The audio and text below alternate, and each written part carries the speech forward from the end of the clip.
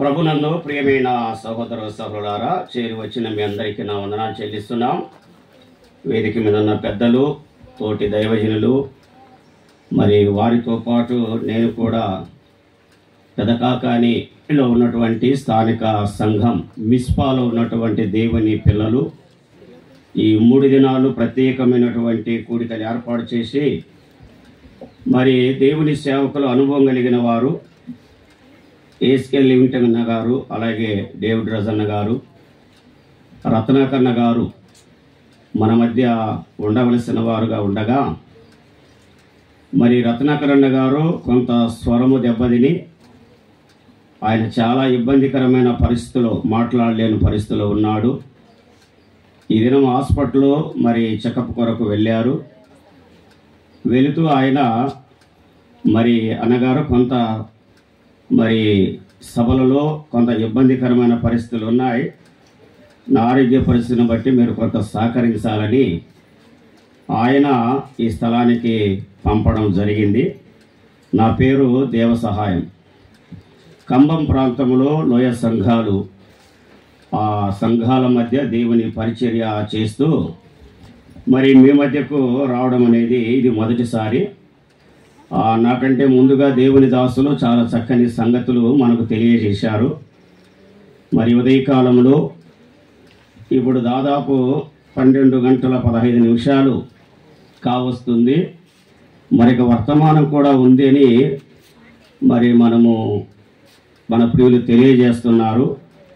ఈ సమయంలో కొద్ది నిమిషాలు మనందరికీ పరిచయమైన లేఖనాలే ఒక వ్యక్తి యొక్క విశ్వాస జీవితాన్ని గురించిన సంగతులు మనం విందాం. దయచేసి ఎవరు కూడా అటు ఇటు తిరగకుండా కొద్ది నిమిషాలు సహకరించాలని ప్రేమతో నేను మనవి చేస్తున్నాను. మీరు సహకరించడాన్ని బట్టి నేను సమయానికి ముగించడానికి ప్రయత్నం చేస్తా. ఈనాడు సభలలో దేవుని వాక్యము చాలా అరుదుగా మరి దేవుని లేఖనాలు వినడానికి మనము సమయాన్ని కల్పిస్తున్నాం. సభలు దండిగా ఉన్నాయి. దైవజనులు, అనుభవం కలిగిన దేవుని సేవకులు చక్కగా మనకు వాక్య సందేశాన్ని అందిస్తున్నారు. కానీ మనము చేరి రావడం, వినడం అనేది అంత ఫ్యాషన్ షో అయినట్టుగా ఉంది. అన్నగారు 3 దినాలు ఏర్పాటు చేశారు. కనీసం ఒక్కసారి పోయి ఒక మీటింగ్ అన్న కలిసి వద్దామన్నటువంటి పరిస్థితులు ఈనాడు చాలా స్థలాల్లో కనబడుతున్నాయి.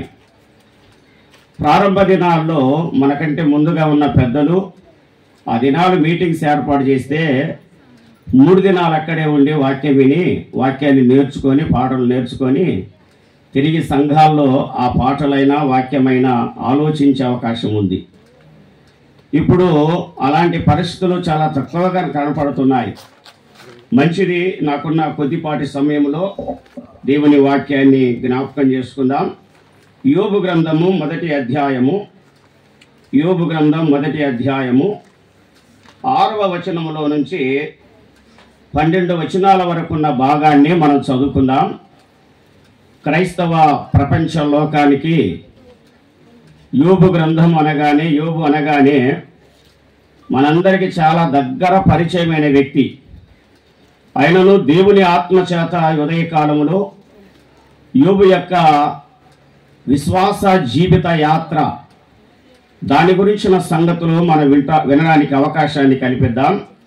యోబు గ్రంథం 1వ అధ్యాయం బైబిల్ గ్రంథము ఉన్న వారందరూ కూడా దయచేసి తెరచి చూడండి. 6వ వచనములో నుంచి నేను చదువుతున్నాను. దేవదూతలు యెహోవా సన్నిధి నిలుచుటకై వచ్చిన దినం ఒకటి తటస్థించాను. ఆ దినమున అపవాదగువాడు వారితో కలిసి వచ్చెను. యెహోవా, నీవు ఎక్కడి నుండి వచ్చితివని వారిని అడుగగా, అపవాది భూమి మీద ఇటు అటు తిరుగులాడుచు అందులో సంచరించుచు వచ్చితినని యెహోవాకు ప్రత్యుత్తరం ఇచ్చెను. అందుకు యెహోవా, నీవు నా సేవకుడైన యోబు సంగతి ఆలోచించితివా? అతడు యథార్థవర్తనుడును న్యాయవంతుడనై దేవుని యందు భయభక్తులు కలిగి చెడుతనమును విసర్జించువాడు.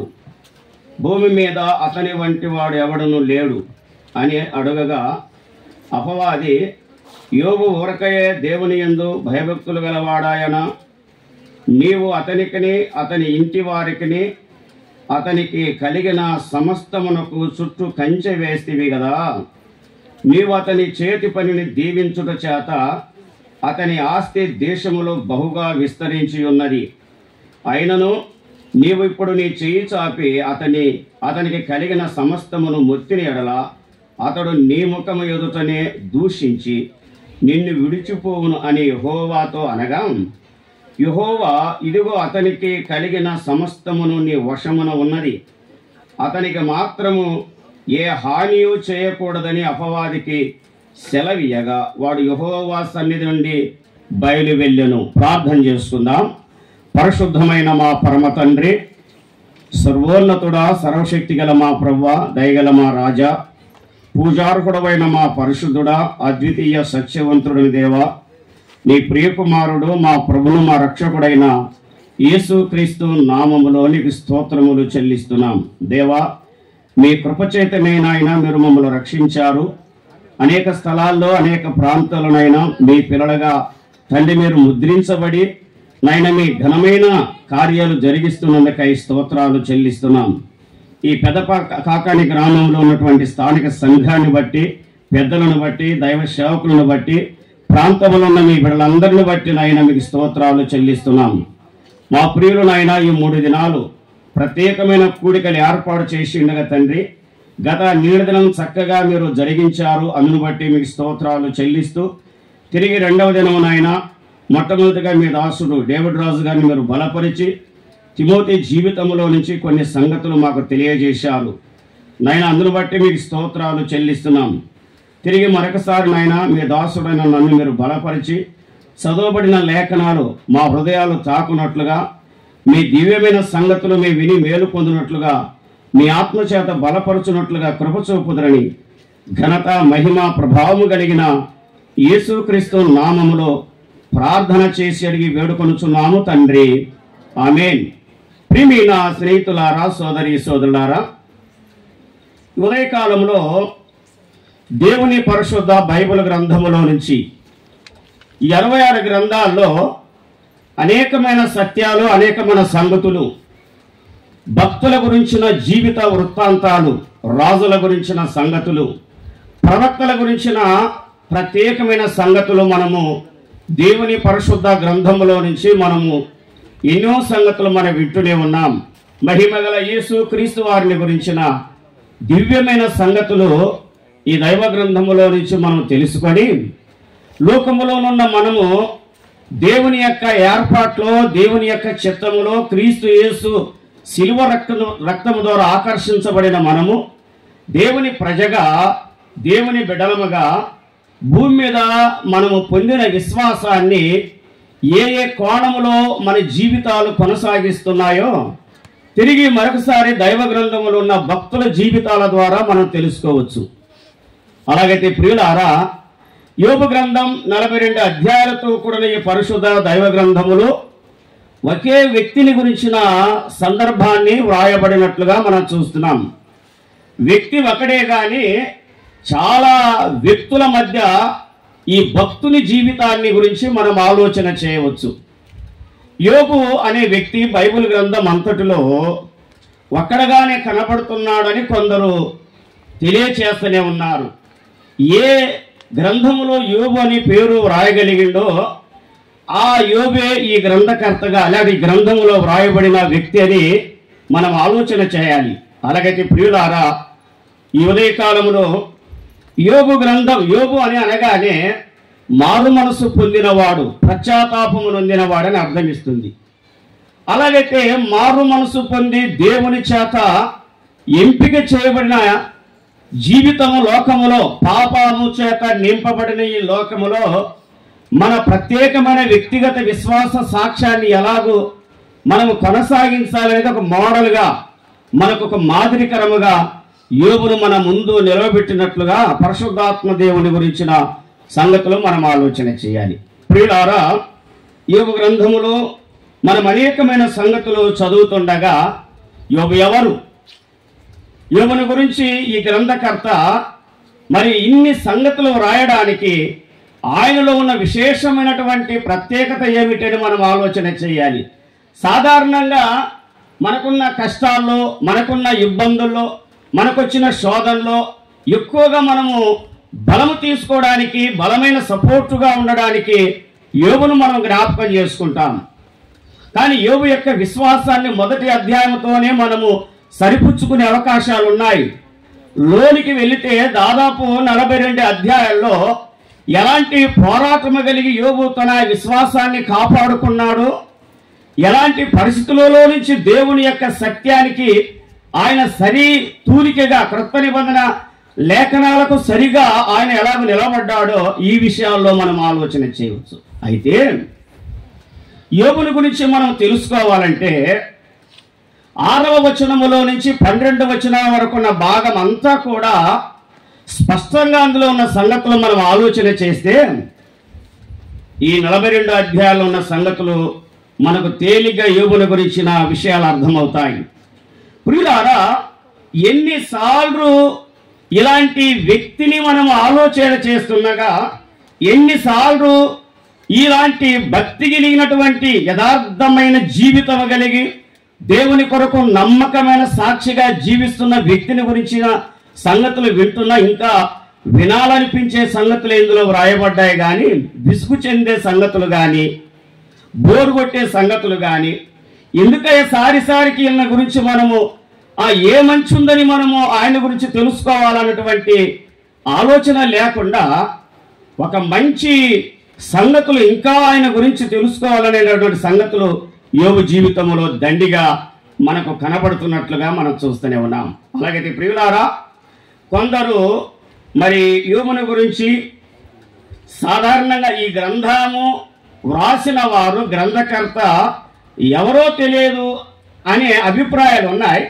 కానీ మరికొందరు చరిత్రకారులు మోషే గ్రంథాన్ని వ్రాశాడని కొందరు తెలియదు. అది గ్యారెంటీగా ఖచ్చితంగా కాకుండా మోషేనే వ్రాశాడన్నటువంటి ఒక లేఖనాధారాలను బట్టి ఈ గ్రంథకర్తను జ్ఞాపకం చేస్తూనే ఉన్నారు.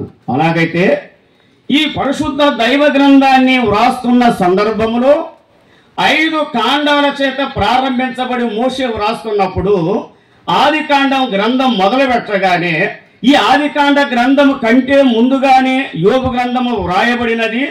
ధర్మశాస్త్రాన్ని కాలానికి ముందుగానే ఈ వ్యక్తి ఉన్నాడు. తర్వాత అబ్రహాము కాలములో లేనివాడు, మోషే కాలములో ఉన్నవాడని ఈ గ్రంథకర్తలు తెలియచేస్తున్నట్లుగా మనం ఆలోచన చేయాలి. అయితే ఒక విషయాన్ని ఆలోచన చేద్దాం. నేను ఊరికే జ్ఞాపకం చేస్తాను. ప్రశ్నార్థంగా ఒకవేళ మనకు అది ఖచ్చితమైనటువంటి నిర్ధారణమైతే నిర్ధారణ చేసుకుందాం, లేకపోతే దానికి నేను కూడా ఖచ్చితంగా తెలియచేయలేను. యోబు తల్లిదండ్రులు, యోబు యొక్క కుటుంబం, యోబు యొక్క వంశం, యోబు యొక్క గోత్రం, ఆ విషయాలు కూడా మనం ఆలోచన చేయాలి. ఈ మొదటి అధ్యాయం, మొదటి గ్రంథం మొదటి అధ్యాయములో మొదటి వచనములో తనున్న దేశాన్ని గురించి వ్రాశాడు, తన కుటుంబ వ్యవస్థను గురించి రాశాడు, తన ప్రాఫిట్ని గురించిన సంగతులు రాశాడు. తాను ఎలాగో ఆ దేశములో, ఊజు దేశములో ఎలాంటి సాక్షార్థమైన జీవితం కలిగి జీవించాడన్న సంగతులు ఈ గ్రంథములో గ్రంథకర్త తెలియజేస్తున్నట్లుగా మనం చూస్తూనే ఉన్నాం.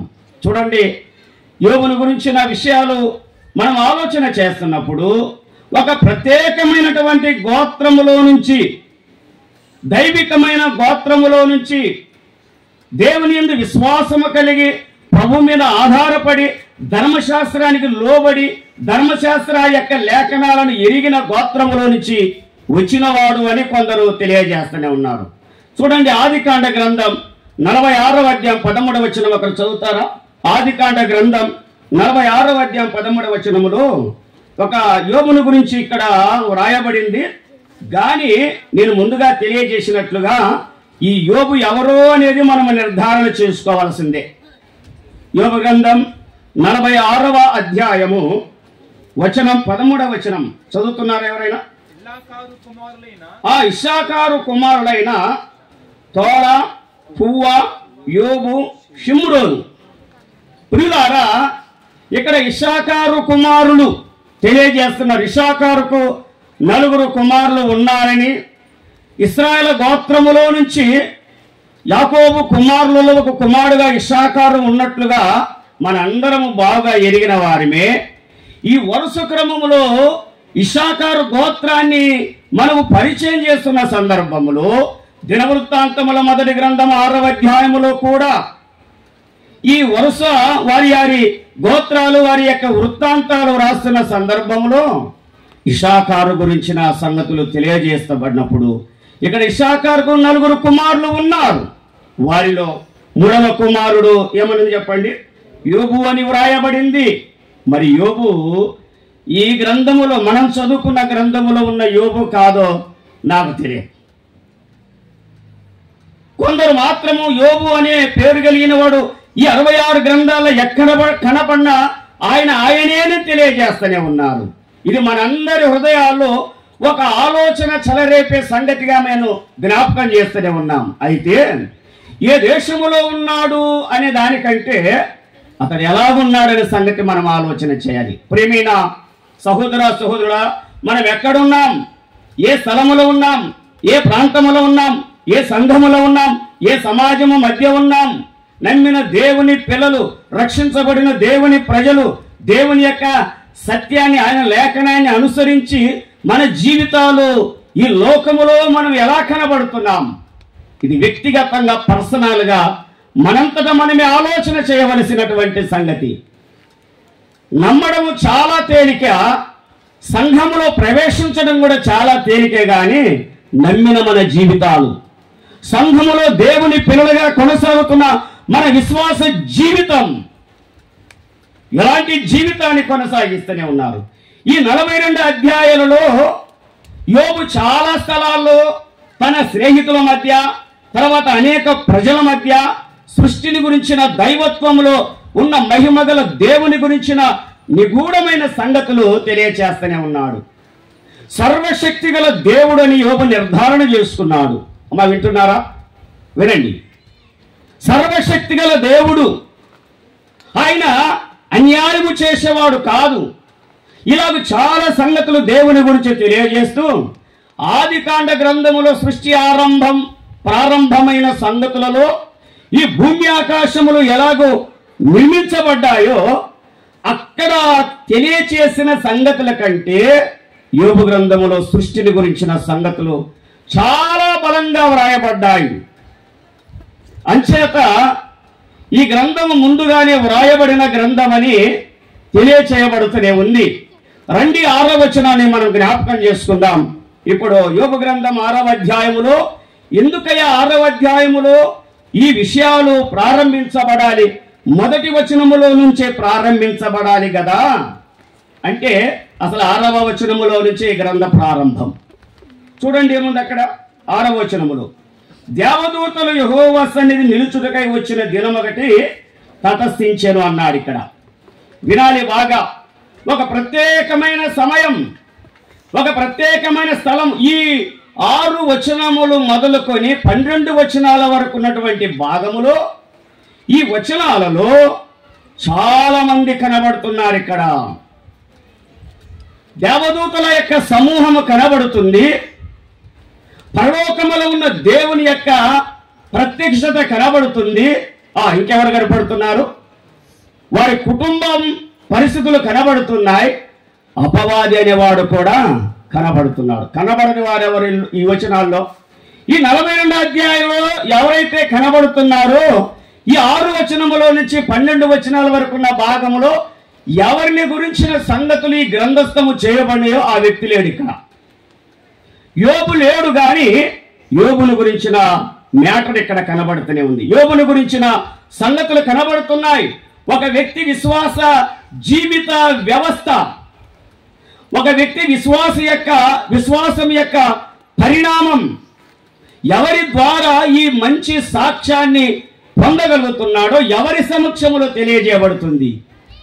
మనము లేని సమయంలో మన గురించిన సంగతులు, మనలో ఉన్న మంచితనాన్ని గురించి చెప్పగలిగిన వారుగా ఉండాలి. మనము ఉన్నప్పుడు మన గురించి గొప్ప చెబితే అదే ముఖసుతి అంటారు. కానీ ఇక్కడ యోబు లేడు, కానీ ఎవరి గురించి సంబోధిస్తున్నారు ఈ వచనాల్లో? ఏమ్మా వింటున్నారా? ఎవరి గురించి? యోబుని గురించి.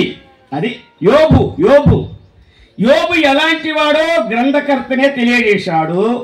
ఆ వచనాలు మొదటి వచనం మొదలుకొని 5 వచనాల వరకు ఒక భాగం, అది 6 వచనాల మొదలుకొని 12 వచనాల వరకు ఒక భాగం ఇది. తర్వాత 13 వచనాలు మొదలుకొని చివరి 22 వచనాల వరకు ఉన్నటువంటి ప్రత్యక్షము జరిగిన యోబు యొక్క విశ్వాసము చెప్పినంత దానికంటే జరిగిన విషయాలు అక్కడ కనబడుతూనే ఉన్నవి. అలాగే ఆలోచన చేద్దాం. దేవదూతల చేత ప్రారంభించబడిన ఈ అధ్యాయం, ఈ వచనం అన్నాడు. దేవదూతలని పుట్టినోట్లో పెట్టాడు. ఒకటి కింద ఏమన్నది చెప్పండి? పుట్టినోట్లో దైవ కుమారులు. దేవదూతలు అనగా దేవుని కుమారులు. 6వ అధ్యాయం ఆదికాండ గ్రంథంలో ఉన్న దేవదూతల గురించి నాకు అర్థం కాకపోవచ్చునేమో కానీ ఇక్కడ దేవుని దూతలు, దేవుని కుమారులు. దేవుని కుమారులు ఎవరు? ఎఫెసీయులకు రాసిన పత్రిక 8వ అధ్యాయం 14వ వచనం చదువుతారా? ఎఫెసీయులకు రాసిన పత్రిక 8వ అధ్యాయం 14వ వచనం. అన్న 14.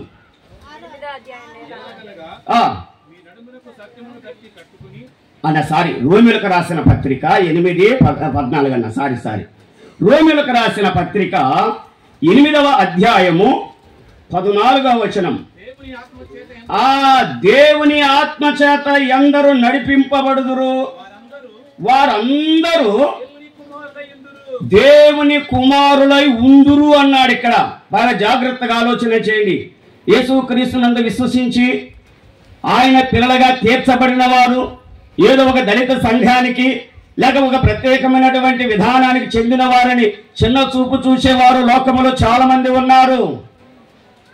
క్రీస్తు యేసునందు విశ్వసించి సంఘములో చేర్చబడిన వారు, యేసు క్రీస్తునందు విశ్వాసం ఉంచిన వారు. మళ్ళా చదవన్నా 8వ అధ్యాయం 14వ వచనం.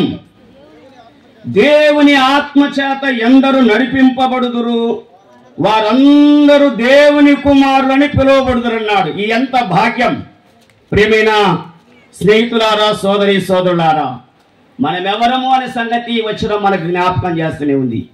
ఈనాడు విశ్వాసులమైన మనం ఎవరమో, ఎలాంటి విశ్వాసము కలిగి జీవిస్తున్నామని ఆ మనస్సాక్షి లేకుండానే నమ్మినామని చెప్పుకొని దాని మీదనే కొనసాగుతున్నాం. మన విశ్వాస పరిణామము ఎంత ఘనమైనదో యోహాను రాసిన సువార్త కూడా చూడండి. ఒక అధికారం కలిగిన వారిని. యోహాను రాసిన సువార్త 1వ అధ్యాయం 12వ వచనం చదువుతురా? తన్ను అనగా మన ప్రభువైన యేసు క్రీస్తుని ఎందరూ అంగీకరించుదురు వారందరికి దేవుని పిల్లలు అని అనడానికి ఒక అధికారం అన్నాడు. అమ్మా వినాలి, మన విశ్వాసం దేని మీద కొనసాగుతుంది? లోకము దాని ఆశల మీద ఉన్నదా? లోకములో నుంచి మనం వేరుగా తీర్చబడి దేవుని పిల్లలుగా చలామణవుతూ దేవుని ఆత్మచేత ముద్రించబడి దేవుని కుమారులుగా, దేవుని పిల్లలుగా ఒక అధికారం కలిగిన వారిని. యోబు లాంటి అధికారం కలిగిన వాడు. మన ప్రభు, మన రక్షకుడైన యేసు క్రీస్తుని ఎరిగిన మనము దేవుని పిల్లలమనే అధికారం. దేవుని పిల్లలు ఈజ్ ఈక్వల్ టు ఏమన్నాడు అక్కడ? దేవదూతలు అన్నాడు అక్కడ. ఇప్పుడు చెప్పండి, మనం ఎవరం? దేవదూతలం, దేవుని కుమారులం, ఒక విలువైన స్థానము కలిగిన వారిని. అట్లయితే ఈ విలువైన స్థానము కలిగిన మన విశ్వాస జీవితాన్ని దినదనము ఎలా కొనసాగించాలి? ఆల్రెడీ ధర్మశాస్త్రం ఏర్పడక ముందే దేవుని లేఖనాలు ధర్మశాస్త్రములో ప్రజలకు మధ్యకు రాకముందే యోబు ఏ శాసనము, ఏ చట్టము, ఏ లేఖనాలైతే ప్రజల మీదికి వారు అలా ఉండాలని తెలియజేసిందో దానికి ముందుగానే యోబు జాగ్రత్త పడినవాడుగా ఉన్నాడు. ఎలాగూ అంటే రండి, ద్వితీయోపదేశకాండ గ్రంథములో ఒక మాట చూడండి. ద్వితీయోపదేశకాండ గ్రంథములో యోబు ముందుగానే ఎలాంటి నిర్ధారణ చేసుకున్నాడో ఇక్కడ దైవలేఖనాలు వ్రాయబడినట్లుగా మనం చూస్తూనే ఉన్నాం. ద్వితీయోపదేశకాండం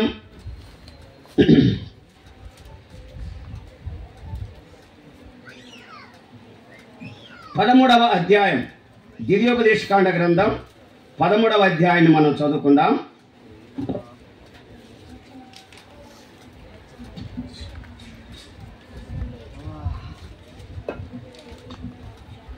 18 వచనం చదువుతారా? ద్వితీయోపదేశకాండ గ్రంథం 13వ అధ్యాయం 18వ వచనంలో, నీ దేవుడైన యెహోవా దృష్టికి యథార్థమైన దాన్ని చేయుచు నీ దేవుడైన యెహోవా మాట వినునప్పుడు తన కోపాగ్ని నుండి మల్లుకొని నీ యందు కనికరపడి నిన్ను కరుణించి నీ పితరులతో ప్రమాణము చేసిన రీతిన నిన్ను విస్తరింప చేయనట్లు నిర్మూలము చేయవలసిన దానిలో కొంచెం నీ యొద్ద ఉంచుకొనకూడదనే మాట తెలియజేస్తున్నాడు. ఇక్కడ ధర్మశాస్త్రము ఈ సంగతి తెలియచేయబడక ముందే యోబు దానికంటే ముందుగా ఉన్నవాడు కాబట్టి ఈ గ్రంథం అంతా కూడా చాలా మంది వ్యక్తుల ద్వారా యోబు ఎలాంటి వాడని తెలియజేస్తుంది. చెప్పండి, అసలు యోబులో ఉన్న ప్రాముఖ్యమైనటువంటి దైవ లక్షణం యథార్థత కలిగిన వాడు, యథార్థమైన హృదయము, యథార్థమైన మనస్సు కలిగిన వాడని ఏ గ్రంథమైతే తెలియజేయబడుతుందో, ఏ శాసనమైతే ఇంకా ప్రజలలోనికి రాకముందే యోబు ఎలాంటి జీవితం కలిగి ఉన్నాడు చెప్పండి? యథార్థమైన జీవితం కలిగిన వాడు. ఈ యథార్థత అనే సంగతి ధ్యానం చేయడానికి ఇప్పుడు అవకాశం సరిపోదు, కానీ అసలు యథార్థత అంటే ఏమిటి అనే విషయం కూడా బైబిల్లో వ్రాయబడింది. అయితే దేవుని కుమారులు అన్నారు ఇక్కడ 6వ వచనములో. దేవుని కుమారులు ఏం చేయబడుతున్నారు ఇక్కడ? దేవుని కుమారులు ఎవరు అనే సంగతి మనకు అర్థమైంది. ఎందరు దేవుని ఆత్మచేత నడిపింపబడుదురో వారందరూ దేవుని కుమారులు. అమ్మా, దేవుని బిడ్డలం, దేవుని పిల్లలం, దేవుని బిడ్డలు అవుటకు మనకు ఒక అధికారం కలిగిన వారిని. యేసుక్రీస్తు తన శిలువ రక్తము చేత మనల్ని విమోచించి ఆయన మరణ పునరుత్థానం బట్టి జగత్తు పునాది ఏర్పడక ముందే సిద్ధపరిచిన రక్షణము మనం పొంది దేవుని ఆత్మ చేత ముద్రించబడిన వారిని, ఈ అధికారం కలిగిన వారిని, ఈ స్వాతంత్రం కలిగిన వారిని, ఈ అవకాశాన్ని దేవుని ద్వారా మనం పొందగలిగిన వారిని. రండి, ఇక్కడ ఏం జరుగుతుంది? దేవదూతలు యెహోవా సన్నిధిని నిలుచుటకై వచ్చిన దినమొకటి తటస్థించెను. ఆ దినమున అపవాదగు వాడు వారితో కలిసి వచ్చెను. అపవాది అనే దగ్గర కూడా పుట్టినట్లుంది. సాతానుడు, అపవాది, విరోధి. ఏదైనా వనములో అపవాది ఎలాగో అపవాదిగా తీర్చబడ్డాడో, తాను చేసినటువంటి వ్యతిరేకత ఏమిటో అపవాది యొక్క ఆ గుణాన్ని గురించిన సంగతులు అక్కడ తెలియచేయబడ్డాయి. అలాగైతే ఇప్పుడు దేవుని కుమారుల యొక్క సభ, ఏ సభ అండి? ఇప్పుడు దేవుని పిల్లల యొక్క సభ జరుగుతుండగా సభాధ్యక్షుడు ఎవరు? ముఖ్యమైన వాక్యోపదేశకుడు ఎవరు? దేవదూతలు యెహోవా సన్నిధి అన్నాడు. పరలోకంలో ఉన్న దేవుని సన్నిధికి వారు వెళ్ళి దేవుని చేత ఆజ్ఞ పొందుతున్నటువంటి ఆ సభలో, దేవుని కుమారులు సమకూర్చబడుతున్న సభలో ఎవరు వచ్చారు చెప్పండి? ఇప్పుడు అపవాది కూడా వచ్చాడు. అమ్మా, అపవాది రావడానికి అవకాశం ఉందంటారా? పరలోకములో మిఖాయేలు దేవదూతల చేత యుద్ధము చేయబడి ఓడిపోయి భూమి మీద నెట్టివేయబడిన ఈ అపవాది మరలా దేవుని సమక్షములకు చేరడానికి అవకాశం ఉందా? ఎలా వెళ్ళాడు? ఇంతమంది దేవదూతలు, దేవుని పిల్లలు సభంతా దేవుని వాక్యం కొరకు ప్రభు ఏం చెబుతాడో అని అందరూ వేచి ఉన్న సమయములో ఇప్పుడు దేవుడు దేవుని పిల్లలతో దేవదూతలతో మాట్లాడవలసిన సంగతులలో మేటట పక్కన పెట్టి ఇప్పుడు ఎవరితో మాట్లాడాలని ప్రభు ఉద్దేశిస్తున్నాడు? అపవాదితో. అపవాది ఇలాంటి ప్రత్యేకమైనటువంటి పరిశుద్ధ సంఘం అనే దేవుని మందిరములో ప్రవేశిస్తాడా అంటే ప్రవేశిస్తాడు. వినండి, ఎలా ప్రవేశిస్తాడు చెప్పండి? మనమందరము దేవుని సన్నిధికి వెళ్ళుచుండగా అపవాది కూడా వచ్చే అవకాశం ఉంది. ఎవరంటే ఈ నిద్రపోయే బ్యాచ్ అంతా అపవాదికి సంబంధించిన వాళ్ళే. ఎప్పుడెప్పుడు వెళ్దామా, ఎప్పుడెప్పుడు ఈ వాక్యాన్ని వినకుండా దారి మళ్లించే స్వభావము అపవాదికి సంబంధించిందే. మీ వెనకనే ఉన్నాడు, మీతోనే ఉన్నాడు అపవాది. కాబట్టి జాగ్రత్త కలిగిన వారమై ఉండాలి. ఇప్పుడు దేవుడు స్వయంగా ఎవరితో మాట్లాడుతున్నాడు చూడండి. రండి 7వ వచనములో. యెహోవా అడుగగా అపవాది భూమి మీద ఇటు అటు తిరుగులాడుచు అందులో సంచరించుచు వచ్చి తినని యెహోవాకు ప్రత్యుత్తరం ఇచ్చాను అన్నాడు. ప్రియులారా, ఆలోచన చేద్దాం. ఈ 42 వచనాలలో మొదటి అధ్యాయములో ఉన్న సంగతులు సుదీర్ఘంగా మనం వినడానికి ముందుగా అసలు యోబుని గురించి దేవుడిచ్చే సాక్ష్యం ఏంటి? దేవదూతలు, దేవుని పిల్లలు ఇంతమంది ఉండగా దేవుడు నోరు తెరిచి ఎవరి మీద దృష్టి పెట్టి మాట్లాడుతున్నాడు చెప్పండి? అపవాదితో మాట్లాడుతున్నాడు. ఏమని మాట్లాడుతున్నాడు? నువ్వు ఎక్కడి నుండి వచ్చితివి? నేనంటాను ఒక మాట, దేవునికి అపవాది ఎక్కడి నుంచి వచ్చేది తెలియదేది, తెలుసునా తెలియదా? ఆయన అంతరంగాన్ని ఎరిగే దేవుడు, ఆయన అన్ని ఎరిగిన దేవుడు. నువ్వు కూర్చునుట, నువ్వు లేచుట, నువ్వు నడుచుట, నీకు తలంపు పుట్టక మునుపే ఆయన ఎరిగిన దేవుడు. కంటిని నిర్మించిన వాడు కానకుండునా, చెవుని కలగజేసిన వాడు వినకుండునా, నాకు కనబడకుండా రహస్య స్థలములలో దాగగలవాడెవడైనా ఉన్నాడా? 23-24 వచ్చిన నేను భూమి అందంతటా ఉన్నవాడను కానా? అయితే అపవాది ఎక్కడున్నాడు? నేను భూమి మీద అటు ఇటు తిరుగుతున్నానన్నాడు.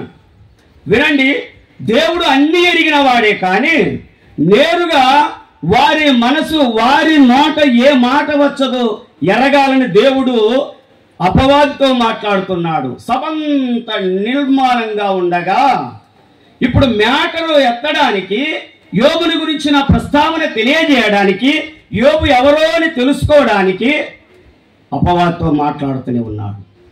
కొంతమంది వ్యక్తులతో కూడా దేవుడు ఇలా మాట్లాడుతున్నాడు, ఎరుగుగాని మాట్లాడుతున్నాడు. వారి స్వభావం తెలుసుకోవాలని 1-2-3 వచనాలు నేను జ్ఞాపకం చేసి ఎక్కువగా లోతుగా విషయాల్లో ఫోకస్ పెట్టుకోకుండా తిరిగి నేను యోబు గ్రంథానికి వస్తాను. చూడండి, ఆదికాండ గ్రంథములో మొట్టమొదట ఏదెను వనములో ఆదాము ఉన్నాడు.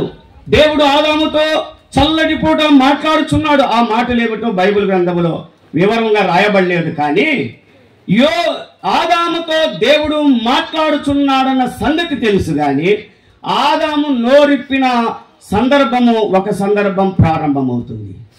3వ అధ్యాయం 9వ వచనం చూడండి. దేవుడైన యెహోవా ఆదామా ఆదామా నీవెక్కడ అన్నాడు. చాలు ఇచ్చే సమాధానం అంటే పెట్టండి. ఎవరెవరు ఎలాంటి సమాధానం ఇస్తున్నారు? ప్రియుడా, ఈ ఉదయ కాలంలో దేవుని నమ్మిన మనము, దేవుని మాటలు అంగీకరిస్తున్న మనము, దేవునితో మన సమాధానం ఎలా ఉంది?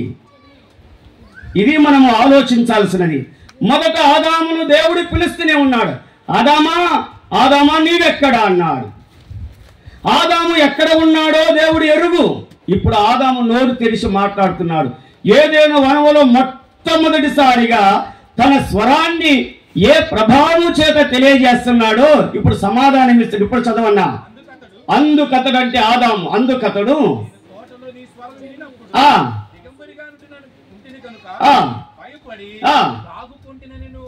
ఎంత చక్కగా దాగుకుంటానన్నా దాంతోనే ముగించలేదు. నేను ఒంటరిగా ఉన్న నన్ను ఒంటరిగా ఉండనియకుండా నాకు ఒక ఆమెను తీసుకొచ్చావు, నాకు సాటి అయిన సహాయాన్ని ఇచ్చి వచ్చావు. తినవద్దన్నటువంటి పండ్లు ఆమె ద్వారా తిన్నానని సాకు చెప్పాడా లేదా? ఆదాము నువ్వెక్కడ అన్నప్పుడు ఆదాము ఇచ్చినటువంటి సమాధానము దేవునితో సాకు చెప్పాడు. తర్వాత ఏమైనా చెప్పండి, నష్టపోయాడు. అక్కడ ఏదేను వనములో నుంచి ఆదామును వెళ్ళగొట్టాడు. పరిశుద్ధ సహవాసం, దేవునితో సహవాసాన్ని కోల్పోయిన పరిస్థితి. తన నోటి మాట చేత దేవుడుతో మాట్లాడవలసిన ఆదాము ఏదేనులో నుంచి బయటకు వస్తున్న సందర్భంలో ఒకసారి ఆలోచన చేయండి. ఆదాము దేవుని వెళ్ళగొడుతున్నప్పుడు మరలా ఆదాము ఏదేనులోనికి జొరబడకుండా ఆయన ఒక కంచె వేసిన సందర్భాన్ని మనం చూస్తాం. కాబట్టి ప్రియులారా, ఆదాము చేసినటువంటి ఆ పరిస్థితిని బట్టి దేవుడు శాపం ఇచ్చాడు. నీవు బ్రతుకు దినములన్నీ కూడా ఈ నేలను సేద్యం చేసి నీ ముఖం మీద ఉన్న చెమట గార్చి ఈ నేలను సేద్యం చేసుకుందుగా కానీ చెప్పాడు. అది వరకు సేద్యము లేదు. నిరభ్యంతరంగా ఏదేను వనములో తనకిష్టమైన ఫలాలు తిని దేవునితో సహవాసం గడపవలసిన సహవాసాన్ని కోల్పోయాడు. అది మొదటిది. రెండవది కూడా చూద్దాం. చూడండి, కయ్యూనా నీ తమ్ముడైన హేబేలు ఎక్కడ అన్నాడు. అంటే కయ్యూను తమ్ముడైన హేబేలు ఎక్కడ ఉన్నాడన్న సంగతి దేవునికి తెలియకనే కయ్యూను అడిగాడంటారా? చెప్పండి. 4వ అధ్యాయం 9వ వచనం ఆదికాండ గ్రంథం ఏం సమాధానం చెబుతున్నాడు అక్కడ? అందుకు యెహోవా అడుగగా అతడు నేను ఎరగను. ఎంత ధిక్కరించి మాట్లాడుతున్నాడండి. ఎవరితో మాట్లాడుతున్నాడు? ఎవరైనా? ఆదాము ఎవరు? కయ్యూను ఎవరు? ఆదాము మొట్టమొదట దేవుని చేత నిర్మించబడిన వాడు. మొదటి జనకుడు కయ్యూను. దేవుడితో ఎలాంటి సమాధానం చెబుతున్నాడు? ఎంత వ్యతిరేకమైన సమాధానం.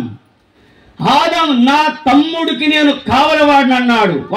వాస్తవమైన మాటేనది. ఏం చేశాడు అసలు కయ్యూను? ఆ సంగతి ఎందుకు చెప్పుకోలేకపోయాడు? ఈనాడు నమ్మిన దేవుని పిల్లలమైన మనము ఉన్నది ఉన్నట్టుగా సత్యాన్ని ఎరిగిన మనము సత్యంగానే మాట్లాడుతున్నామా? మీ మాట అవునంటే అవును, కాదంటే కాదు. దాన్ని బట్టి కయ్యూను ఏమైపోయాడు చెప్పండి? దేశదిమ్మరైపోయాడు. ఇంకా ఎంతో మంది దేవుని దాసులు, నమ్మకమైన సేవకులు కూడా ఆజ్ఞాతిక్రమించిన వారుగా ఉన్నారు. రాజుల మొదటి గ్రంథములో మనం ఎరిగిన సంగతే, ఎలీషా దగ్గర నమ్మకమైన సేవకుడు ఉన్నాడు. ఎవరైనా? గెహాజీ. ఎంత నమ్మకమైన సేవకుడు! ఎలీషా యొక్క దైవత్వం, ఎలీషా యొక్క భక్తి జీవితం, ఎలీషాలో ఉన్నటువంటి ఆ వరము అన్ని ఎరిగిన వాడు, నమ్మకమైనటువంటి సేవకుడుగా గెహాజీ ఉన్నాడు. నయమానుకు వ్యాధి కలిగిన సందర్భంలో గెహాజీ ఎలీషా దగ్గరికి వచ్చినప్పుడు ఏం తీసుకుని వచ్చారు చెప్పండి? మణుగుల బంగారు, డబ్బు, అనేకమైన కానుకలు తీసుకొని వచ్చి, అయ్యా ఈ వ్యాధిని బాగు చేయమని నయమాను అడిగినప్పుడు ఎలీషా ఏమన్నాడు? యెహోవా జీవముతోడు ఇవి నాకు అక్కర్లేదన్నప్పుడు, సరే మొత్తానికి బాగైనాడు. నయమాను బాగైపోయినటువంటి సందర్భములో రథముల వల్ల ఎంత వేగంగా పరిగెత్తుతున్నాడు. గెహాజీకి ఏం ముట్టింది? ఈమెతో ఇంత బంగారు, మణుగల బంగారు వద్దంటాడే, ఈయనకి ఎర్రేం ముట్టిందా అని చెప్పి మనసులో ఏం కలిగింది చెప్పండి? ఇది నేను తెచ్చుకోవాలనే ఆశ కలిగింది. కానీ గెహాజీ ఉన్నప్పుడు వెళ్ళడానికి అవకాశం లేదు. కానీ గెహాజీ ఎప్పుడు పక్కకు పోతాడా, ఎప్పుడు నేను నయమాన్తో కలుసుకొని ఆ కానుకలు నేను తెచ్చుకోవాలనే ఆశ కలిగిన వాడై ఎలీషా లేని సందర్భంలో గెహాజీ ఎంత పరిగెత్తాడంటే చెప్పండి. ఒకసారి అక్కడికి వెళ్ళి చూడండి, ఒకసారి మనసు పెడదాం. నయమాన్ ఎలా పోతున్నాడు? బాగుపడినాడన్న ఆనందముతో, వేగముతో రథముల మీద వెళుతుండగా ఈయన పరుగు మిలిటరీలు కూడా అంత పరిగెత్తలేనంత పరిగెత్తిండు. దేనికి చెప్పండి? సొమ్ము మీద ఆశపడి. ఎలీషా ఎరిగి, గెహాజీ నువ్వెక్కడికి వెళ్ళావు? యెహోవా జీవముతో నేను ఎక్కడికి వెళ్ళలేదని. ఎందుకయ్యా? నీవు నయమానుకు వెంట వెళ్ళినప్పుడు నా ఆత్మ నీతో కూడా రాలేదా అన్నాడు. సేవకుడు మాట తప్పాడు. సొమ్ము నిమిత్తమై సేవకుడు పరుగు తీశాడు. నమ్మకమైన సేవకుడు సిరిగి దాసుడైపోయాడు. తర్వాత ఏమని చెప్పండి? నయమాను పోగొట్టుకున్న కుష్టు తాను పొందాడు. ఎక్కడికి వెళుతున్నాం? ఏం చేస్తున్నాం? ఇంకా నమ్మిన దేవుని పిల్లల మధ్య కూడా ఇలాంటి స్వభావం ఉన్నది. అబద్ధమాడే స్వభావం ఉన్నదా? ఎఫెసీయులకు రాసిన పత్రిక 4:25 ఏముంది చెప్పండి? మీరు ఒకరికొకరు అవయములే ఉన్నారు కాబట్టి మీరు ఒకరి అబద్ధము ఆడవద్దన్నాడు. అలాగైతే ప్రియులారా, దేవుని నమ్మిన విశ్వాసులనబడిన వారు రక్షించబడి బలలో చేయివేసి వరమా అబద్ధమాడి సంఘములో ప్రభు యొక్క శరీరాన్ని గురించి, ఆయన రక్తాన్ని గురించి ఆలోచన చేస్తున్నప్పుడు ఇందులో అబద్ధమాడేవారు కూడా ఉంటారంటరా? ప్రశ్న. బైబిల్ అలాంటి వారు ఎవరైనా ఉన్నారా? ఇది ఒక మనకు ప్రశ్న. ఆది సంఘములోనే ప్రారంభ బిలీవర్స్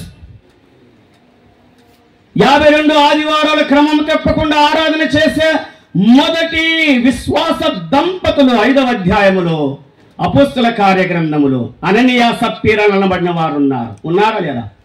ఎవరు వారు? ఆది సంఘములో ప్రథమమైన విశ్వాసులు, ఒక చక్కని బిలీవర్స్, వాక్యాన్ని ఎరిగిన వారు, వాక్యాన్ని భావపడేవారు, ప్రభు శరీరానికి సంబంధించిన వారు. ఇంతకేనాను అమ్మిందంటే అననీయమన్నాడు, అంతకేనన్నాడు. పేతురు ఏమన్నాడు చెప్పండి? ఎందుకు పరిశుద్ధాత్మను మీరు పరిశుద్ధాత్ముడు అబద్ధమాడుచున్నారు అని ఆయన అక్కడే పరిచయం. 5వ అధ్యాయం అంతా మనందరికీ బాగా తెలుసు కదండి. ఆయన పాతి పెట్టి మరలా వచ్చి సప్పీర దగ్గరికి రాగానే సప్పీరను అడిగినప్పుడు సమాధానం ఏమి ఇచ్చింది చెప్పండి? వారిద్దరు ఏకమైనారు. ఇక్కడ మనం ఆలోచించాల్సినది ఏమిటంటే, నా వెనక బలమైన దైవజనుడు ఉన్నాడు వాక్యాన్ని అందించడానికి, నేను ఈ లేఖనాలు ముగించడానికి ఇష్టపడుతున్నాను. మా ఇంతకేనంటే అంతకేనన్నారు. ఇప్పుడే నీ భర్తను పాతి పెట్టి వారి వచ్చిన పాదాలు ఇంకా వాకిట్లే ఉన్నాయన్నాడు. విచారం ఏమిటంటే, ఏ భార్య భర్త చనిపోతే కనీసం సమాధి కన్నా వెళ్ళేవారు. అసలు ఇక్కడ జరిగిన సంగతి ఏంటంటే, భర్త చనిపోయిన సంగతి భార్యకే తెలియదు. భార్య సమక్షము లేకుండానే సమాధి చేయబడిన భర్త అననీయ. ఎంత విచారం! ఎందుకు విశ్వాసుల మధ్య ఈ అబద్ధం? ఎందుకు దేవుని ఆత్మ పరిశుద్ధాత్మను దుఃఖపరిచే వ్యవహారం? ఈ మాయదారి సెల్లి వచ్చింది, ప్రతి వారు కూడా అబద్ధం ఆడే అవకాశం ఉంది. ఫోన్ రాగానే లేడని చెప్పమంటుంది, ఇంకా ఆమెకు లేడని చెప్పమంటున్నారు. ఆయన అబద్ధం ఆడేది కాకుండా దాన్ని పాలిభాగ అన్ననే చెప్పారు లాంటి వారు. అయితే అబద్ధం ఆడిన వారు దేవుని ఆజ్ఞ నయమాను జీవితం, బాగుపడిన జీవితం. అలాగైతే ప్రియులారా, ఆదాము ఏమైపోయినారు చెప్పండి? నష్టపోయాడు. కయ్యను దేశదిమ్మరైపోయాడు. ఇక గెహాజీ కుష్టి వ్యాధి వచ్చింది. అననీయ సప్పీరాలు సంఘములను లేకుండా వారి యాత్ర ముగించిన వారైపోయారు. అయితే సత్యాన్ని ఒప్పుకున్న వారి సంగతి ఏమిటి? రండి, ఆదికాండ గ్రంథములు ఒక మాట చదువుదాం. చూడండి, ఆదికాండ గ్రంథములో నేను జ్ఞాపకం చేస్తున్నాను. ఆదికాండ గ్రంథం 32వ అధ్యాయం 27వ వచనం చదువుతున్నా. 32వ అధ్యాయం 27వ వచనములో ఆదికాండ గ్రంథం, యాకోబు ఎబ్బేకు రేవులో పట్టబడినప్పుడు దేవుడు ఆ రాత్రంతా యాకోబుతో పెనుగులాడి పోరాటం కలిగిన వాడై ఆఖరకు యాకోబుని అన్నాడు, నీ పేరేమిటి అన్నాడు. నా పేరు యాకోబే అన్నాడు. అంటే యాకోబేనా? యాకోబు అంటే అర్థం ఏం చెప్పండి? నేను మోసగాన్నయ్యా, నేను మోసం చేసిన మోసగాన్ని దేవుని సమక్షంలో ఒప్పుకున్నాడు. అయితే ఏం జరిగింది చెప్పండి? ఇప్పటి నుంచి నీ పేరు యాకోబు కాదు, నువ్వు మోసగాడివి కాదు, నువ్వు ఇశ్రాయేలుగా నీ పేరు మార్చబడుతుంది. నువ్వు ఆశీర్వదించబడిన వాడివి, నువ్వు ఒక రిజర్వేషన్ కలిగిన వాడివి. దేవునితో పోరాడి సత్యాన్ని ఒప్పుకున్నావు కాబట్టి నీ గోత్రాన్ని, వంశాన్ని నేను దీవిస్తానన్నాడు. క్రొత్త నిబంధన గ్రంథములు కూడా యోహాను రాసిన సువార్త 5వ అధ్యాయం 5వ వచనములో 30 ఏళ్ల నుండి కోనేటి దగ్గర పడిన వ్యాధిగ్రస్తుడు, అక్కడ ఉన్న ప్రాసెస్, ఆ కోనేటిలోనికి దేవదూతలు వచ్చి నీళ్లు కదలింపబడినప్పుడు ఎట్టి వ్యాధిగ్రస్తుడైనా అందులో దిగితే బాగుపడునన్నాడు. కానీ ఈ 38 ఏళ్ల నుంచి పడి ఉన్న వ్యాధిగ్రస్తునికి ఎవరికి సహకరించలేని పరిస్థితులు ఉండగా ఒకానొక దినము యేసు ప్రభు ఆ కోనేటి దగ్గరికి వచ్చి ఆ వ్యాధిగ్రస్తునితో ఏం మాట్లాడి చెప్పండి? అయ్యా, నువ్వు బాగుపడాలన్న ఉద్దేశం ఉందా? ఉన్న విషయాన్ని, భయ్యా నేను చాలా దినాల నుంచి, చాలా ఏళ్ల నుంచి ఇక్కడే ఉన్నాను, కానీ నాకెవరు సహకరించేవారు లేరు అన్నాడు. ప్రభు ఏమన్నాడు? కోనేట్లేకి దిగకుండానే నయమాన్ ఏమని చెప్పండి? ఆ రోగి బాగుపడినాడు, సత్యాన్ని ఒప్పుకున్నాడు, యాకోబు ఇశ్రాయేలుగా మార్చబడ్డాడు, వ్యాధిగ్రస్తుడు బాగుపడినాడు. ఈ ఉదయ కాలములో క్రీస్తు యేసునందు విశ్వసించిన మనము, యథార్థమైన మనసు, ఇవన్నీ కూడా యోబు జీవితంలో మనం చూస్తూనే ఉన్నాం. ఇప్పుడు ఏది ఏమైనా సరే, ఇప్పుడు అపవాదితో కూడా నువ్వు ఎక్కడి నుంచి వస్తున్నావు అన్నాడు. అపవాది ఏమన్నాడు చెప్పండి? అపవాది ఏమన్నాడు? నేను భూమి మీద వాస్తవమేనా కాదా? మరి అపవాది నిజం మాట్లాడతారంటారా? అపవాది అబద్ధమునకును జనకుడు, తాను మాట్లాడినప్పుడు తన స్వభావం ఎరిగి మాట్లాడిన అసలు అబద్ధానికి జనకుడే అపవాది. అయితే ఇప్పుడు దేవుని దగ్గర అపవాది ఏం మాట్లాడుతున్నాడు చెప్పండి? ఆదాము ఏం మాట్లాడాడు, కయ్యను ఏం మాట్లాడాడు, నమ్మకమైన సేవకు గెహాజీ ఏం మాట్లాడాడు, అన్నే సత్పర్ ఏం మాట్లాడారు, సాతాను అపవాది ఏం మాట్లాడుతున్నాడు. అంటే అపవాదిని సపోర్ట్ చేసి మాట్లాడడం లేదు. ఇక్కడ మాత్రం ఎందుకు? ఒక నీతిమంతుడు, ఒక యథార్థవంతుని తన చేతిలో చిక్కించుకోవడానికి. దేవుని దగ్గర ఎంత టెక్నికల్ గా ప్రవర్తిస్తున్నాడు. దేవుడు అంటున్నాడు, చదవండి 8వ వచనం, నేను ముగిస్తున్నాను. 8వ వచనం అనా యోబు గ్రంథం 1వ అధ్యాయం. అందుకు యెహోవా, నీవు నా సేవకుడైన యోబు సంగతి ఆలోచించుతివా? అతడు యథార్థవర్తనుడును న్యాయవంతుడునై దేవుని యందు భయభక్తులు కలిగి చెడుతనమును విసర్జించువాడు, భూమి మీద అతని వంటి వాడు లేడు. ఎవరితో మాట్లాడుతున్నాడు? ఎవరితో మాట్లాడుతున్నాడు? ఎవరి గురించి మాట్లాడుతున్నాడు? ఎవరితో దేవుడు పరలోకములో ఉన్న దేవుడు, సృష్టికర్త అయిన దేవుడు, సర్వాంతమైన దేవుడు, నిజమైన దేవుడు అబద్ధమునకు జనకుడుగా తీర్చబడుతున్న అపవాదితో యోబుని గురించి మాట్లాడుతున్నాడు. ఏమిచ్చాడు యోబుని గురించిన స్టేట్మెంట్? అతడు యథార్థవర్తనుడును న్యాయవంతుడును దేవుని యందు భయభక్తులు కలిగి చెడుతనమును విసర్జించువాడు. కింద వచనం ఏముంది? భూమి మీద అతని వంటి వాడు లేడనగా అపవాది దిమ్మ తిరిగిపోయాడు. ఒక్కసారిగా అపవాది షేక్ అయిపోయాడు, మైండ్ బ్లాక్ అయిపోయింది, చల్లబడిపోయినాడు, నీ కాళ్ళు నిలవడానికి శాత కాలేదు. ఇలాంటి యథార్థవంతుని నా చేతికి అప్పగించుతాడా అన్నప్పుడు అపవాది కూడా ప్లాన్ వేశాడు. ఊరకనే దేవుని యందు భయభక్తులు గలవాడు ఆయన, నీవు అతనికి అతని ఇంటి వారికి తన ఆస్తికి కంచె వేశారు. ప్రియులారా, ఈనాడు నమ్మిన దేవుని పిల్లలమైన మనకు కంచె ఉన్నది సంగతి తెలియదు. కంచె ఉన్నది దేవుని పిల్లలకని దేవుడు అపవాదికి పరిచయం చేస్తున్నాడు. దేవుని దగ్గర అనుమతి పొందాలని అపవాది బయలుదేరాడు. కానీ తనకేముంది? ఎన్ని కంచెలు ఉన్నాయి విశ్వాసులకు? అక్కడ ఎన్ని రకాల కంచెలు వేశాడు? ఎవరెరికేశాడు? అతనికిని, అతని ఇంటి వారికిని, అతని కలిగినదంతటికి. ఈ సంగతి మనకు గుర్తుంటే అపవాది మన దగ్గరకు రాడు. మన ప్రభు, మన రక్షకుడైన యేసు క్రీస్తు మనం ప్రేమించేవాడు. ఆయన శిలువ రక్తము ద్వారా కడిగి ఆయన ఆత్మచేత ముద్రించబడి దేవుని పిల్లలని అనడానికి ఆయనకిచ్చిన ఈ మంచి అవకాశాన్ని మన ప్రభు ద్వారా పొందిన మన విశ్వాస జీవితం ఎలాగుంది? ఇంకా చాలా వ్యవహారాన్ని పొడిగించాడు అక్కడ. యేసుక్రీస్తు వారి గురించిన సాక్ష్యం ఏమని చెప్పండి? ఇదిగో నా ప్రియ కుమారుడు, ఇతని యందు నేను ఆనందించుచున్నానన్నాడు. యోబును గురించి దేవునికి ఎంత ఆనందం అండి! ఇక యథార్థమైన జీవితం, ఒక్కొక్క వచనాన్ని గురించి మనం ఆలోచన చేయవచ్చు. అంటే ఈ ప్రాసెస్, ఈ కట్టడలు, ఈ నియమాలు, ఈ శాసనాలు ఒక యోబుకైనా మనకు కూడా? యోబు నమ్మిన దేవుణ్ణైనా మనం నమ్ముకున్నది ఇంకొక దేవుని నమ్ముకున్నామా? యోబుకి ఇచ్చిన శాసనమైనా మనకిచ్చింది ఇంకొక శాసనం ఉందా? ఆలోచన చేద్దాం. అపవాదితో భూమి మీద అతని వంటి వాడు లేడు అన్నాడు. ఈ చక్కని స్టేట్మెంటు, ఈ మంచి అనుభవం, దేవుని ద్వారా పొందగలిగిన అనుభవం. సంఘాలలో మన విశ్వాస పరిస్థితి ఎలాగుంది? సంఘానికి ముందుగా ఉన్నవాడే దేవుని విశ్వాసం కలిగిన వాడు. అన్నా 9వ వచనం చదువుతూ అన్నా, యోబు గ్రంథం 1వ అధ్యాయం 9వ వచనం.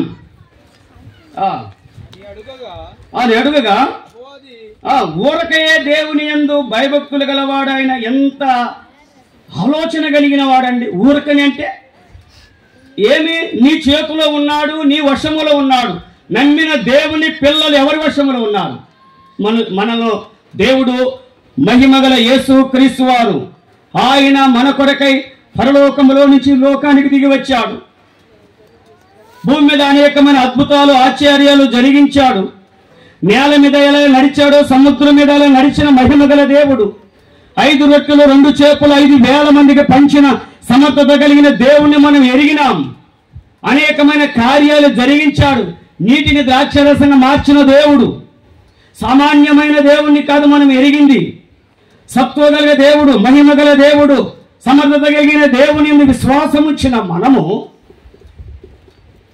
సంఘములో చేర్చబడిన మనము, దేవుని పిల్లలుగా చేర్చబడిన మనము, వీరు క్రీస్తు పిల్లలని దేవుడు ఏం చేశాడు చెప్పండి? దేవుని ఆత్మ చేత ముద్రించబడిన వారిని సంస్కారం పెట్టిపోయాడు.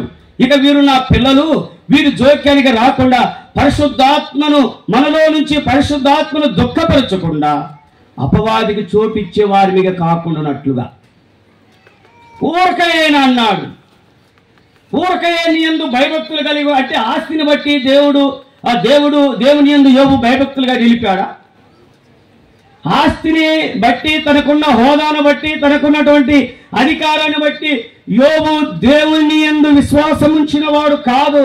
అది చివరి 13వ వచనములో నుంచి 22 వచనాల వరకు చదివితే ఆల్రెడీ ఒక ఫిక్స్ అయిన జీవితం కలిగిన వాడు యోబు దేవుని కొరకు, ఒక నమ్మకమైన జీవితం కలిగిన వాడు యోబు దేవుని కొరకు. ఇప్పుడు ఈ వచనాలలో యోబు కనబడలేదు, కానీ యోబుని గురించిన సాక్ష్యం ఏం చెప్పండి? పైన గ్రంథకర్త ఇచ్చాడు యథార్థవంతుడని, కానీ ఇక్కడ 8వ వచనములో ఎవరిస్తున్నారు ఈ స్టేట్మెంటు? దేవుడే, స్వయముగా దేవుడే ఇస్తున్నాడు. అపవాదితో ఈ స్టేట్మెంట్ ఇస్తున్నాడు. యోబు అక్కడ లేడు. యోబు యొక్క గణగణాలు, యోబు యొక్క జీవితం, యోబు యొక్క భక్తి, అందుకని దేవుని యందు భయభక్తులు గలవాడై ఆ చెడుతనమును, ఎంతమంది చెడుతనాన్ని విసర్జిస్తున్నారు?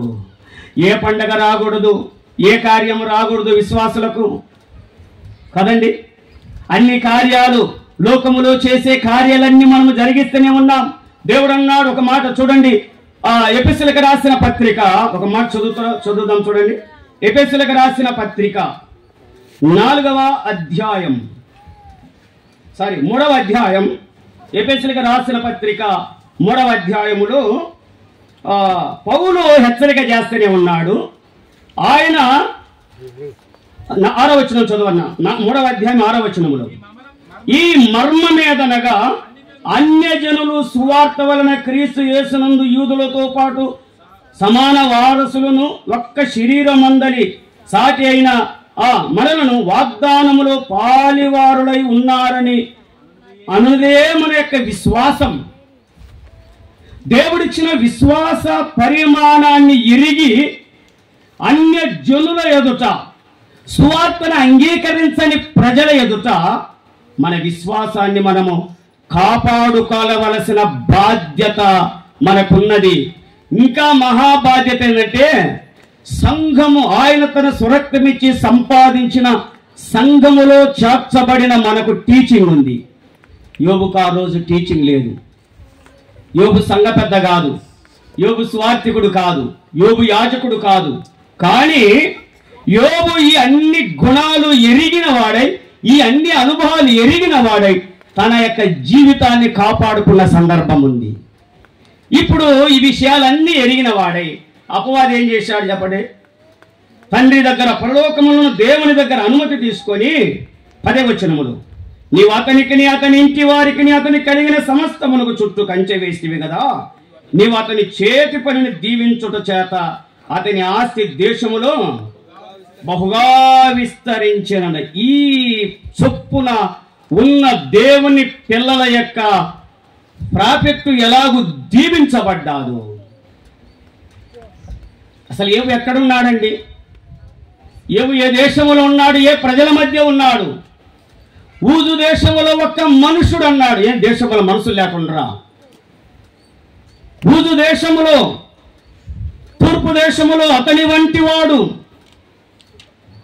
యథార్థమైన జీవితం కలిగినాడని దేవుడే సాక్ష్యం ఇచ్చాడు. ఈ సాక్ష్యాన్ని విన్న అపవాది దిమ్మదరిగిపోయాడు.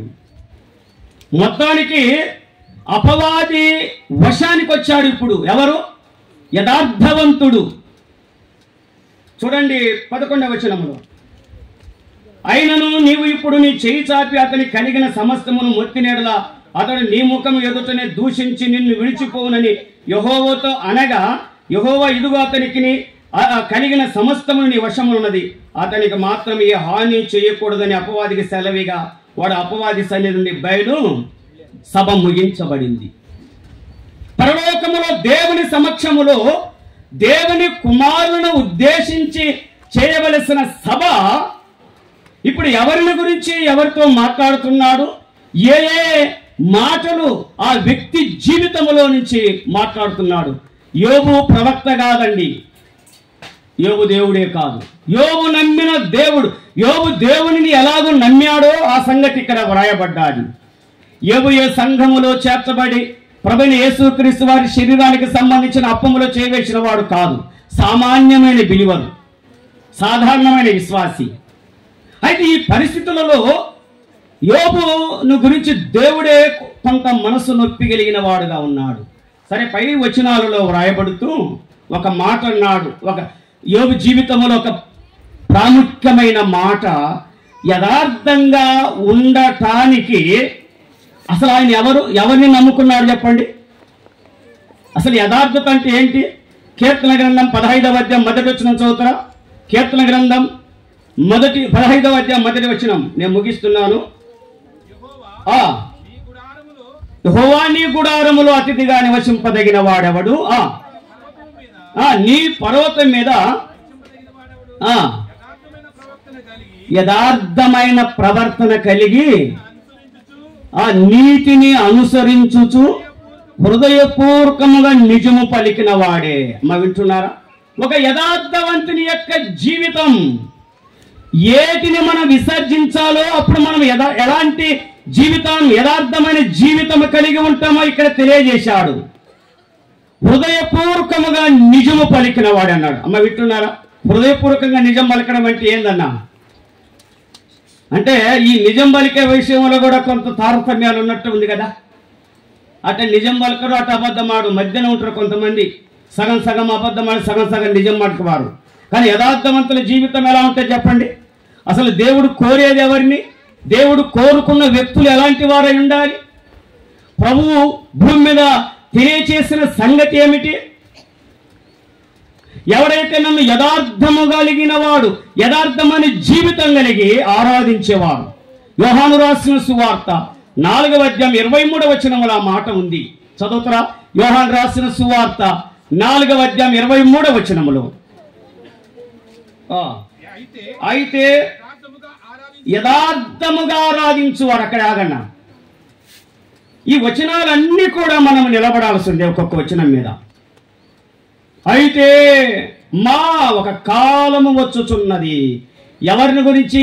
అసలు ఈ బలమైనటువంటి యథార్థమైన ఆరాధన గురించిన సంగతి ఎవరికి తెలియజేస్తున్నాడు? యేసుక్రీస్తు శరీరధారిగా ఉన్న దినములలో ఎవరికి చెప్పని ఈ మర్మం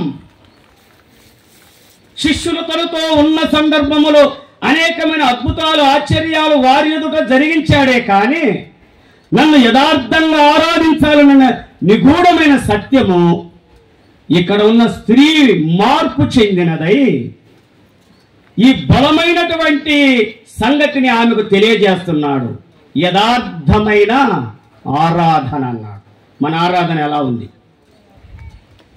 మన జీవితం ఎలాగుంది? కయ్యను అర్పణ అంగీకరించకపోవడం గల కారణం, దేవుని పిల్లల యొక్క ఆరాధన ఆస్వాదించకపోవడం కారణం, ఎవరిని ఎరిగాడు యోబు? కీర్తన గ్రంథం 18వ అధ్యాయం 30వ వచనం చదువుతారు. అసలు ఎవరు ఆయన? మన ప్రభు ఎలాంటి వాడు? ఆయన వాక్యం ఎలాంటిది? ఆయన జీవితం ఎలాంటి జీవితం కలిగిన వాడు? అంతే. మనం నమ్మిన దేవుడు ఎలాంటి వాడు చెప్పండి? యథార్థవంతుడు. ఈయన గురించి చాలా మంది సాక్ష్యం చెప్పారు. అన్నగారు ఇంక 10 నిమిషాలు పొడిగించమన్నారు కాబట్టి నేను ముగించడానికి ఇష్టపడుతున్నాను. మన దేవుడు యథార్థవంతుడు. పై వచనాలు కూడా చూడన్నా. 23వ వచనం, 18:23 చదవన్నా.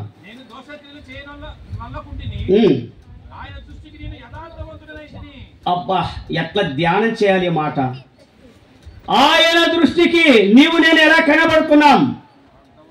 ప్రతి ఆదివారం క్రమము తప్పకుండా 52 ఆదివారం సంవత్సరానికి బలలో చేయవేస్తున్నామనే విశ్వాస జీవితం లోకానికి సాక్షార్థంగా, క్రీస్తు దాసులుగా, క్రీస్తు పిల్లలుగా, క్రీస్తు పరిమళ సువాసన కలిగిన వారిగా, లోకానికి క్రీస్తును బయలుపరిచే వారిగా ఉండాలంటే చెప్పరే మన యథార్థమైన జీవితం.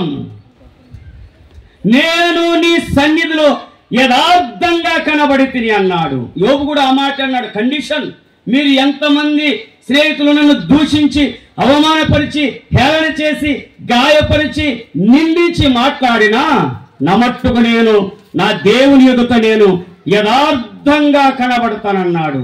27వ అధ్యాయం యోబు గ్రంథం చదవండి ఆ మాట. 27వ అధ్యాయం యోబు గ్రంథం 5వ వచనం. ఒక జ్ఞాపకం చేసి నేను ముగిస్తూనే ఉన్నాను. 27వ అధ్యాయం. ఒప్పుకొనను, మరణము వరకు. అంటే యథార్థతని విడవడం అంటే ఎవరిని విడవడని? దేవుడు యథార్థవంతుడు. నేను నా దేవుని విడువను నా మరణాంత వరకు. చాలా మంది విశ్వాసులు మధ్యనే ఆగిపోయేవారు ఉన్నారు. విశ్వాసాన్ని కొనసాగించని వారు, చిన్న మాటకు నిలవలేని వారు, సంఘములో సహించని వారు. మన వ్యవహారాలన్నీ, మన కుటుంబ వ్యవహారాలు, ఈ లోక వ్యవహారాన్ని సంఘం వినబూస్తారు. సంఘానికి ఆరాధనకు వచ్చే దేవుని పిల్లలు ఎలా రావాలి? ఆనందంతో, ఆతృత రావాలి. ముక్కిటం పెట్టుకుని ఊరితో మాట్లాడకుండా వచ్చి బల్ల చేయొచ్చు. ఇదేముందో మరి ఈ అలవాటు. అంతలక్క బాగానే ఉంటారు, అందరితో బాగా వ్యవహారం ఆడతారు. సంఘానికి వచ్చి వాళ్ళకి అట్టుంటారు చెప్పండి. ఏదో పోగొట్టుకున్నట్టుగా నిన్ను బట్టి నీ దేవునికి మహిమ రావడం లేదు. మనల్ని బట్టి మన దేవుడు మహిమపరచబడాలి. వెటకారంగా వికసంగా మాట్లాడినా యోబు యథార్థవంతుడిని నిర్ధారణ చేశాడు. ఒకటి గ్రంథకర్త యోబుని గురించి ఏం సాక్ష్యం చెప్పండి? యథార్థవంతుడు. పరలోకములో దేవుడు యథార్థవంతుడిని ఇచ్చాడు. యోబు గ్రంథం 2వ అధ్యాయం 9వ వచనం చదువుతారా? యోబు గ్రంథం 2వ అధ్యాయం 9వ వచనం.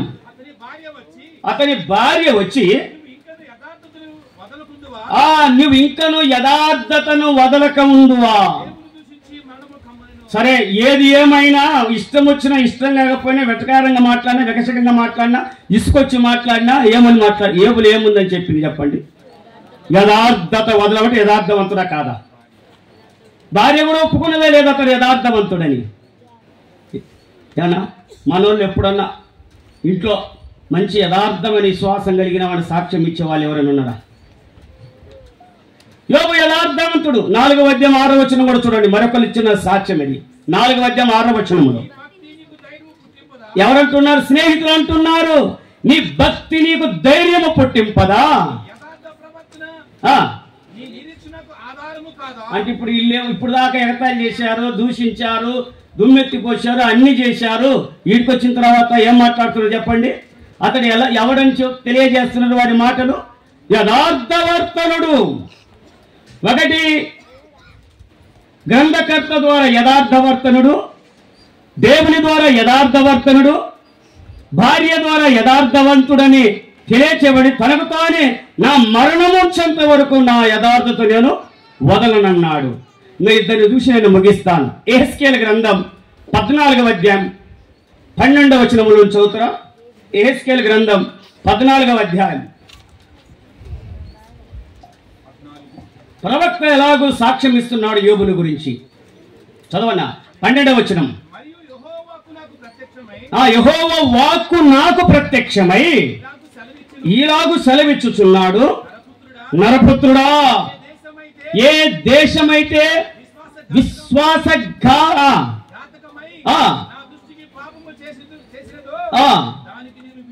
విరోధునై ప్రాణాధారము లేకుండా, ఆహారము లేకుండా కరువు రప్పించి పశువులనేమి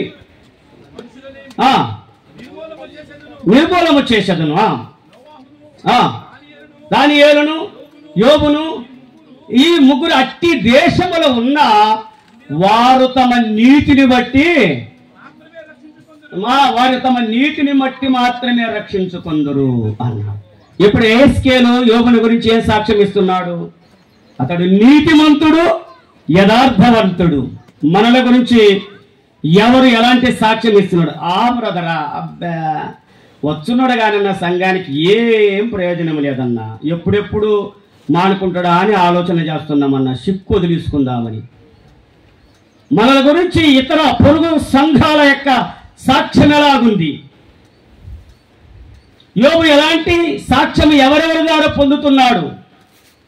చివరిగా భక్తుల ద్వారా కూడా సాక్ష్యం పొందాడు. యోబు లేని దినములలో యోబుని గురించిన సాక్ష్యం ఎరిగిన ఒక భక్తుడు గ్రంథాన్ని వ్రాస్తూ యోబును మరిచిపోవడానికి తనెంత మాత్రం ఇష్టపడగా యోబును మెన్షన్ చేశాడు. యాకోబు రాసిన పత్రిక 5వ అధ్యాయం 11వ వచనం చదువుతారా? యాకోబు రాసిన పత్రిక 5వ అధ్యాయం 11వ వచనములో దేవుని దాసుడుగా క్రీస్తు దాసుడుగా తీర్చబడి చెదిరి ఉన్న దేవుని ప్రజలను ఉద్దేశించి చక్కని లేఖనాలు అందించినటువంటి యాకోబు సహించిన వారిని దండిలను కొట్టిని. మీరు యోబు యొక్క సహనముల గురించి వింటిరి కదా అన్నాడు. ఏం సాక్ష్యం ఇస్తున్నారు చెప్పండి? యోబులో ఏముందంట? మనము ఒకరి ఎడల ఒకరు సహించే వారిగా ఉండడం లేదు.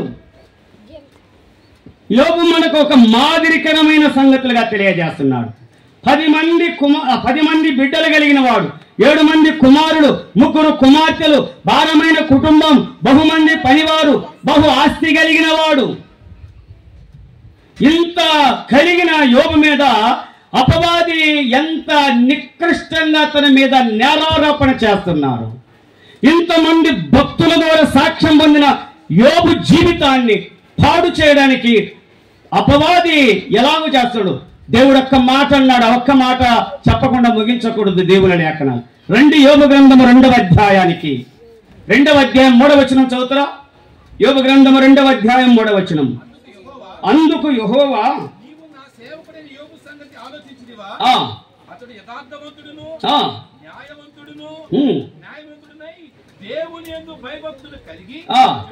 చెడుతనమును విసర్జించిన వాడు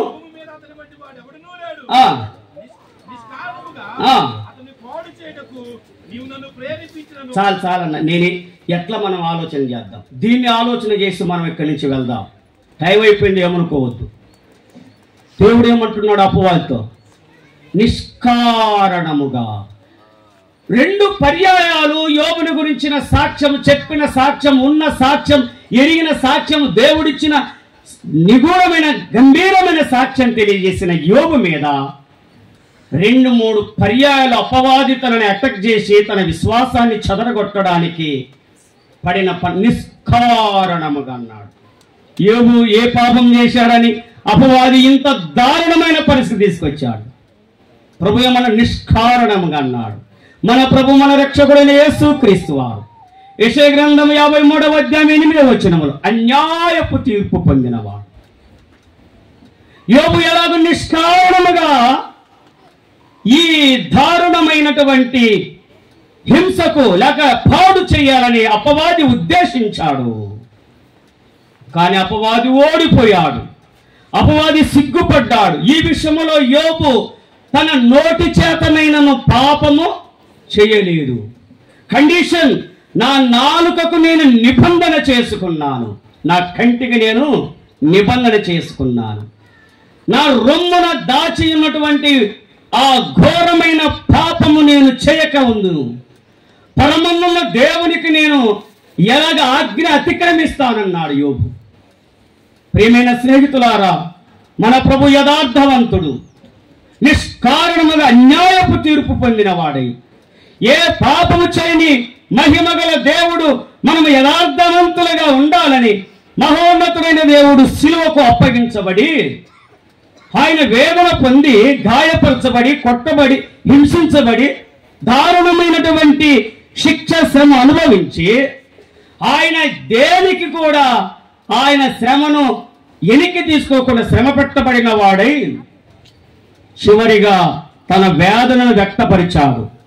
ఆయనను 2 చేతులలో మ్రేకులు కొట్టి ఆ కపాలబండ స్థలములో కలవరి కొండ మీద 3 మ్రేకులము ఆయన కొట్టబడి సిలువలో వేలాడుతున్నప్పుడు ఆ సిలువ శిఖరం మీద ఆ కలవరి కొండ మీద నిలవబెట్టడానికి ఒక లోతైన గొయ్యి దవ్వి ఆ సిలువ మ్రానును ఆయన వేలాడుచున్నటువంటి యేసు ప్రభువారి యొక్క సిలువ మ్రాను ఆ గుంతలోనికి దించగా ఒక్కసారిగా సిలువలో వేలాడుచు గాయపరచబడి రక్తగారుల చేత నింపబడిన క్రీస్తు ప్రభువారు ఒక్కసారి గుబాన ఆ గొయ్యిలో ఆ గుంతలో దిగబడినప్పుడు యేసు ప్రభువారి యొక్క శరీరము కుదించబడ్డాడు. ఆ ఎముకల స్థానం తప్పాయి. నా దేవా నా దేవా నన్నెందుకు చేయి విడిస్తుంది, నన్నెందుకు చేయి విడిచావు? అయినను మహిమగల దేవుడు మనందరి నిమిత్తమై ఆయన శిలువలో వేదన భరించాడు, గాయపరచబడ్డాడు, రక్తాన్ని కార్చాడు. యోబు వల్ల మనము నీతిమంతులుగా తీర్చబడాలని, యథార్థంగా జీవించాలని, యథార్థమైన ఆరాధన మనం ఆరాధించాలని, యథార్థమైన ప్రవర్తన కలగాలని, దేవుడు యథార్థవంతుడు మన కొరకై ఆయన శిలువలో వేదన పడ్డాడు, గాయపరచబడ్డాడు, నిట్టూర్పు చెందాడు, ఆయన మరణం పొందాడు, మరణాన్ని సమాధిని జయించాడు, మరణాన్ని ఓడించాడు. సజీవుడిగా తిరిగి లేచిన క్రీస్తు పిల్లలుగా తీర్చబడిన మనం యథార్థమైన జీవితం కలుగుదాం. ఇంకా యేసుక్రీస్తునందు విశ్వాసం ఉంచకుండా యథార్థత లేని వారుగా కాకపోతే భయంకరమైన శిక్షకు పాత్రులుగా తీర్చబడి ఉన్నట్లయితే ఈ మంచి అవకాశాన్ని ఈ సభల ద్వారా దేవుని పిల్లలు ఎంతో వ్యయ కష్టాలతో ఖర్చుతో కూడి ఈ సభలు ఏర్పాటు చేసింది వారి మెప్పు కోసం కాదు, నీ రక్షణ కోసం. రక్షించబడిన మనము దేవుని పిల్లలుగా యథార్థమైన జీవితం కలిగి ప్రభు కొరకు జీవిద్దాం. మన ఆరాధన యథార్థంగా ఆరాధిద్దాం. నమ్మని దేవుని పిల్లలు ఈ మంచి అవకాశాన్ని ప్రభు అనుగ్రహించుండగా దాటి వెళ్ళక మనము దేవుని విశ్వసిద్దాం. మన మనసు ప్రభుకిచ్చి ఆయన పిల్లలు తీర్చబడవలసిందిగా ప్రేమతో మనవి చేస్తూ ఈ లేఖనాలు ముగిస్తున్నాను. దేవుడి వాక్యం మన కొరకై దీవించుగాక.